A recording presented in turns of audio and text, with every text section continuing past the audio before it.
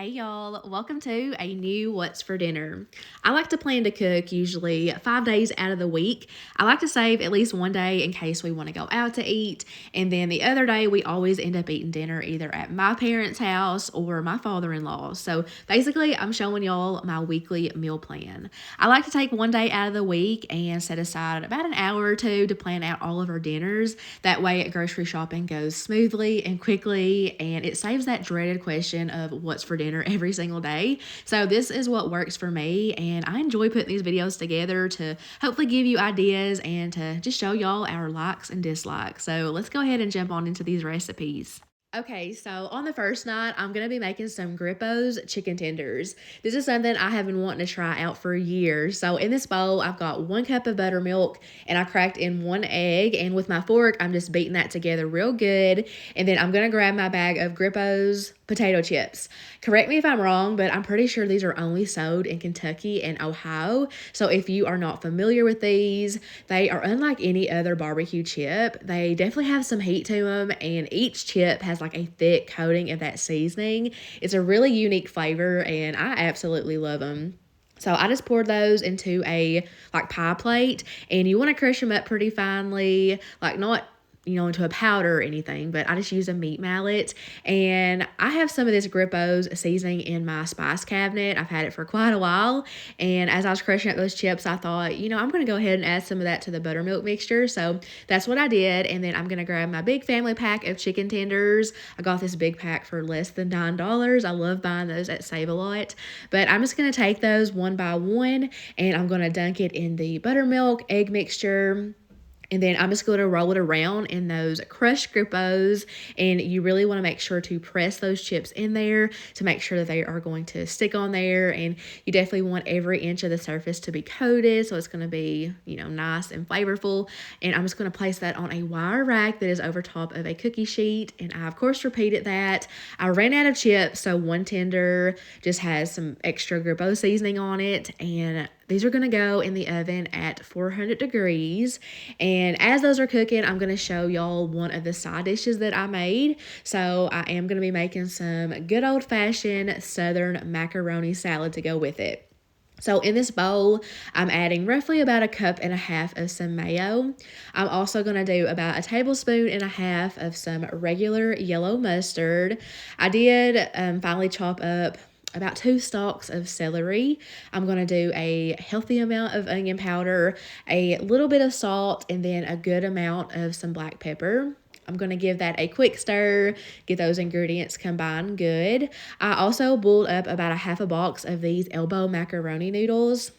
After they were done cooking, I drained them off, and then I rinsed them with cold water. That way the noodles won't stick together. It's going to help remove a lot of that starch. And I'm just going to throw that on in the bowl, get those noodles coated in the mayo mixture. I also hard-boiled 4 eggs, so chop those up good, threw those on in. We love hard-boiled eggs in any type of salad, really. And really, we're just a sucker for any type of pasta salad or potato salad. It's the perfect side dish, especially when it's hot outside. I did transfer that to a different bowl. That way it could fit better in my fridge. I topped it with some paprika, and I actually made this early in the morning. That way it could sit all day and soak in the fridge. It'll taste better. And then here is those chicken tenders after they came out of the oven. The recipe said anywhere from 20 to 25 minutes, but I did double the amount of chicken. So I had to add 10 extra minutes to it to get it to fully cook. But here's my plate. I've got 2 of those tenders, a good amount of that macaroni salad. Tasted really good.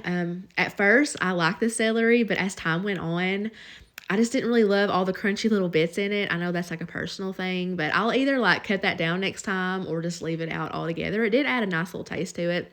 And then I also have some fresh corn. One of my favorite things about the sun coming out is that fresh corn. I did choose some barbecue sauce to dip my tenders in, and the chicken cooked up so perfectly. It was juicy and tender, and I love the Grippo's flavor, but it did feel like it was missing something. So next time I would add some salt, pepper, and garlic powder to the tenders before rolling them in the chips. The next night, I needed something quick and easy, so I'm going to be making a taco pizza. I almost always have one of these Chef Boyardee pizza kits in my pantry because we just love them, but I decided to just use one of the crust mixes out of that box to make the pizza dough. I originally wanted to make like a homemade one, but softball is in full swing, and my daughter has been having some long practices that run like through our regular dinner time, so trying to adjust to that is always a little bit difficult at first, so I just reached for the Chef Boyardee crust. We like it anyway, so definitely saved me a lot of time. I just followed the directions on the back of the box, threw in some hot water, mixed it with a fork until it formed a ball, drizzled it in some olive oil, and just tossed it around so it won't dry out. I covered it with a kitchen towel, and I'm just going to let that hang out while I cook up the taco meat. So I'm just going to grab a pound of ground beef and chop that up real good. I don't buy those rows of ground beef all that often anymore. I much prefer it in a tray, like loosely packed, especially for like burgers and meatloaf. But when it comes to like ground up stuff like tacos, the rolled up meat is fine. That was what was on sale, so that's what I grabbed. I just threw in a package of Kroger brand taco seasoning after the meat was fully cooked. I did drain it first and threw in the water, let it simmer and thicken. Basic taco meat. I do have a tin full line cookie sheet that I sprayed with some nonstick cooking spray, and I'm gonna plop out that dough and just go in there with my hands and start spreading it out. This is one of my favorite things about this particular dough is it spreads out so easy. Comes together very quick. So now in a small bowl, I'm going to make the base for the pizza, or the sauce if you will. You need a half a can of refried beans, and the recipe calls for a half a cup of salsa. The only salsa I had on hand was kind of spicy, too spicy for my kids.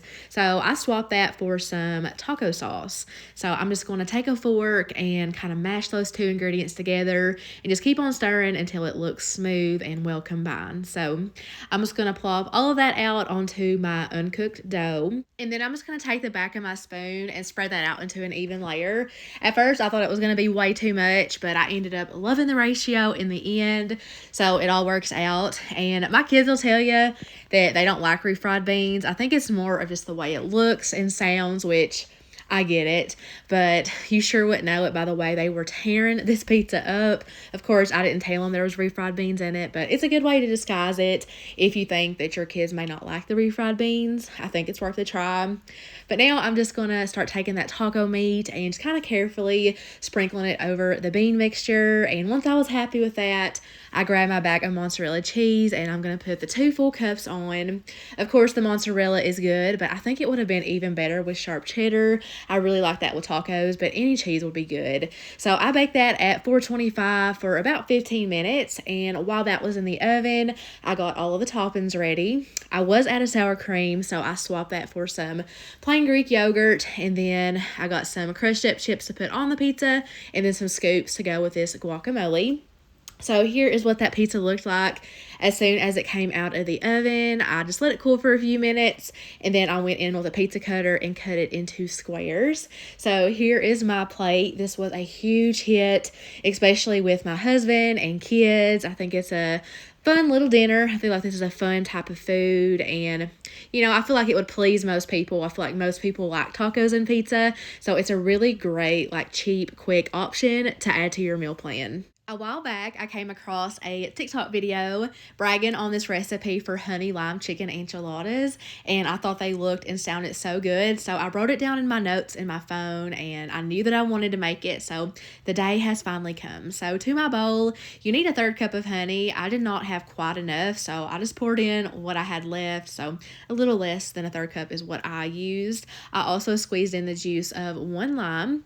I'm throwing in 1 tablespoon of chili powder, a teaspoon of garlic powder, and about a 1/4 teaspoon of salt. I'm just going to stir that together real quick, and that's just going to be like a quick little marinade for some chicken to soak in for just a short amount of time. So I'm adding in 2 cups of cooked and shredded chicken. You could totally use a rotisserie chicken for this. I did not have access to one this particular day, so I just cooked it up in the crock pot. I did about 3 chicken breasts, and I seasoned them with salt, pepper, garlic, and onion powder, and I added about a 1/2 cup of chicken broth, and I cooked it on high for about 3.5 hours. That was enough shredded chicken to make like 3 separate meals, so I froze a bag. I used 1 bag in this, and then 1 bag I kept in the fridge for like quick lunches, but I just stirred that in that little marinade I made.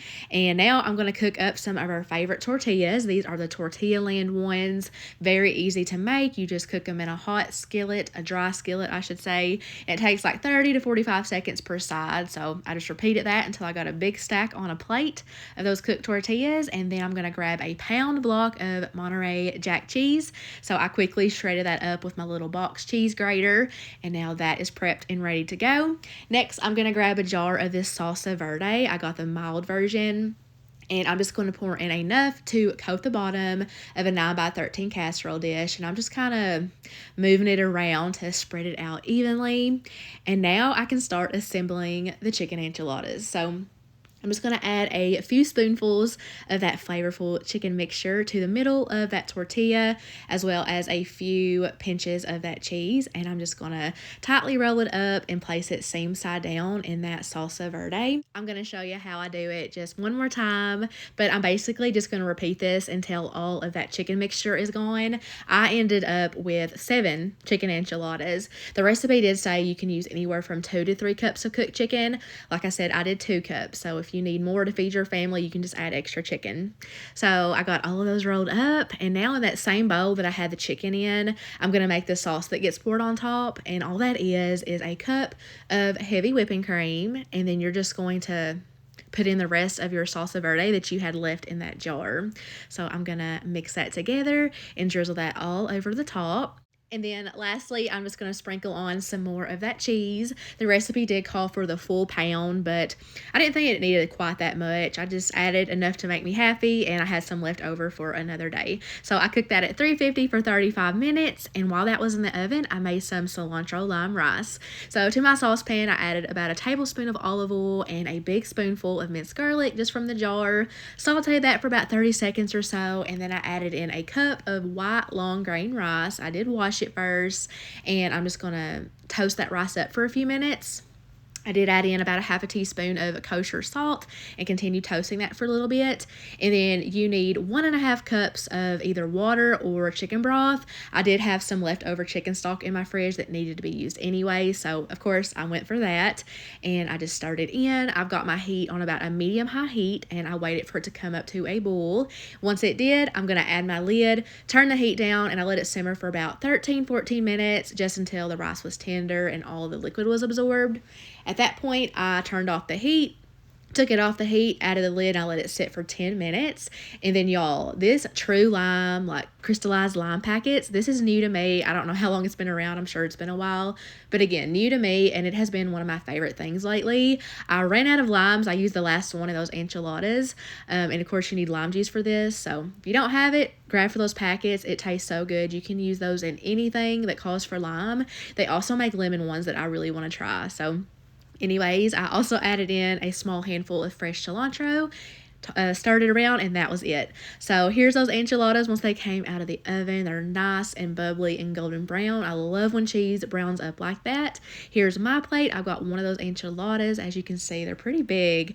I got the rice, of course, that turned out delicious, and I made some homemade refried beans. The last time I made soup beans, I froze the leftovers, so I just thawed those out, smashed them in that same cast iron skillet that I cooked the tortillas in, added some seasonings and some chicken broth to thin it out, paired perfectly with this. And I absolutely love these chicken enchiladas. So much flavor, and just like different flavors than what we're used to.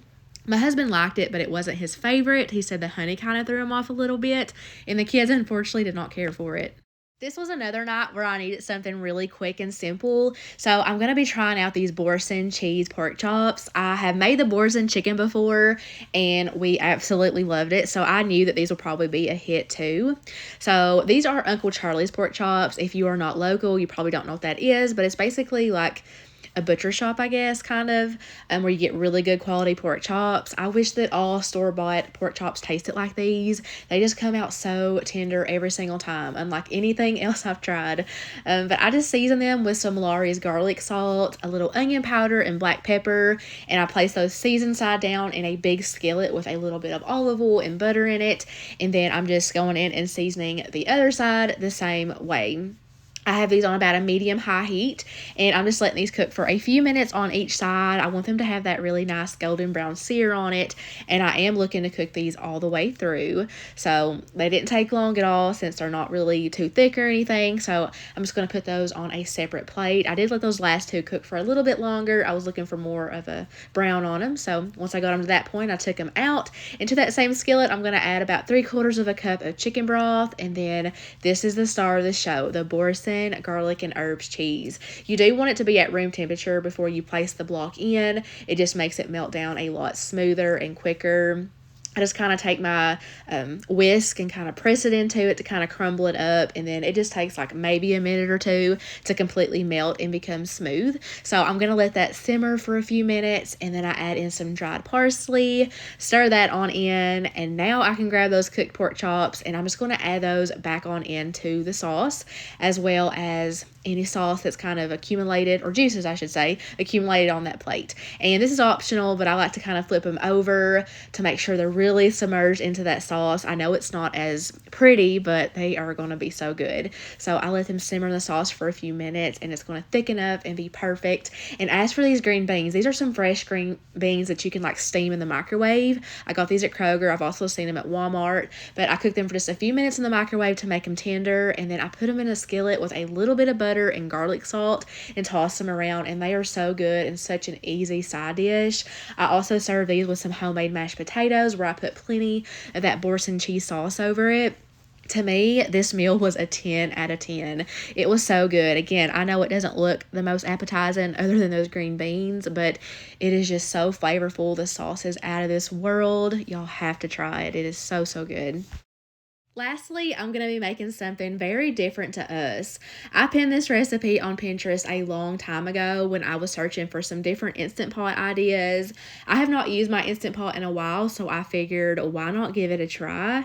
So it's called Ohio Casserole. I've also seen it called Jailhouse Rice. I have never heard of either prior to looking this recipe up. Let me know down in the comments if y'all have. It calls for a pound of ground pork to be cooked up, but I swapped it for ground turkey.